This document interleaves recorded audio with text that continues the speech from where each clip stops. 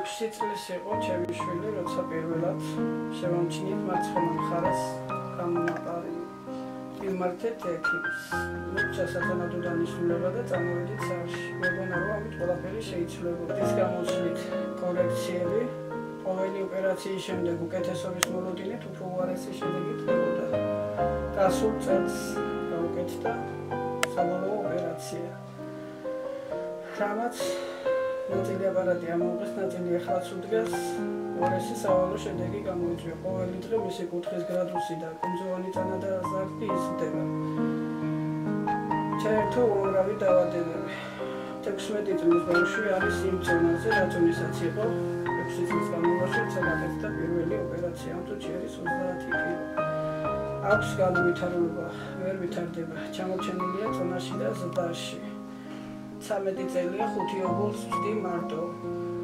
8 წელია ქირითავა მიხეილის მდგომარეობის გამო. სამტრედიაში ცხოვრების და ჭარბინესტიანი ჰაერის გამო ვერიტანდა ცხოვრობ ქირით. დამოკიდებული ვიყავი სოციალურ შემოსავალზე. ამ 5 წევრიდან ერთ-ერთი 160 ლარით მუშაობს.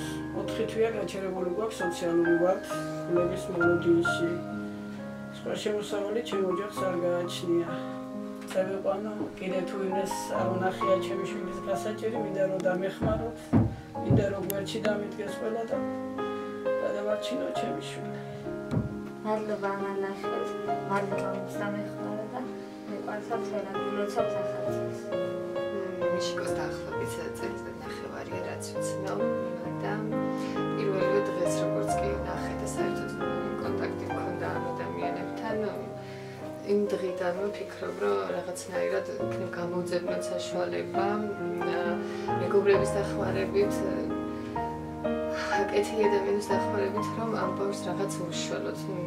მით უმეტეს, როდესაც მართლაც არსებობს შანსი, რომ ბავშვს ეშველოსთან დამოჯანმრთელდეს. და ჩემი ორგანიზაციიდან, თბილისის სამყაროდან ჩვენ გავუკეთეთ საღამო სამების საკათედრო ტაძარში. და ვეცადეთ ეს პირველი ეტაპი იყო, რომ საზოგადოებისთვის გაგვეცნო, რომ არსებობს ესეთი ბიჭი, რომელსაც სჭირდება ჩვენ ნებისმიერი ადამიანის დახმარება.